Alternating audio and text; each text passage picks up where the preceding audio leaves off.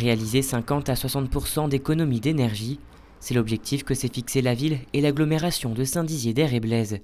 Pour ce faire, les élus, après avoir rencontré l'association des commerçants du centre-ville et les représentants de la grande distribution, ont décidé de couper l'éclairage public de 23h à 5h du matin, exception faite pour l'hypercentre et certaines zones à risque. L'hypercentre restera allumé jusqu'à 1h du matin, de manière à ce que les usagers de la ville puissent quitter le bar, quitter le cinéma ou le théâtre dans des bonnes conditions.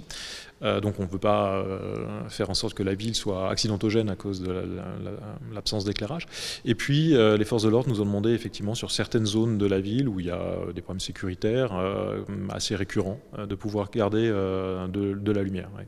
Pour autant, cette réduction de consommation qui permettra à la collectivité une économie de près de 230 000 € divise les bragards. De faire ça, c'est pas ce qu'il y a de mieux au niveau des vols. Franchement là, pour l'énergie, oui ça c'est très bien. Mais dans ce cas-là, on change le système d'ouverture des lampes. On met des LED. Il faut investir. Et ça, il y a longtemps que ça a dû être fait. Dans le noir, ça fait drôle. Hein. Ça fait vraiment drôle d'être dans le noir. Parce que, c'est pour vous dire, j'ai une véranda. J'ose même pas fermer les volets pour pas être dans le noir. Alors s'ils nous ferment les volets, là, la lumière,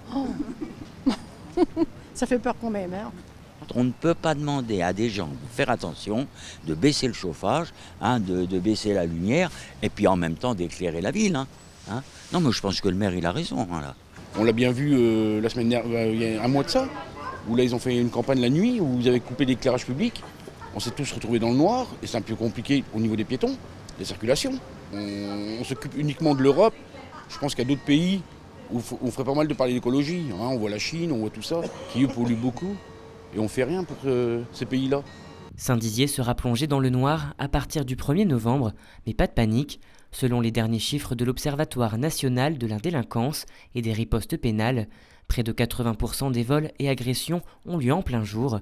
Quant à la sécurité routière, il est aujourd'hui prouvé qu'en zone éteinte, les conducteurs lèvent le pied et font davantage preuve de prudence.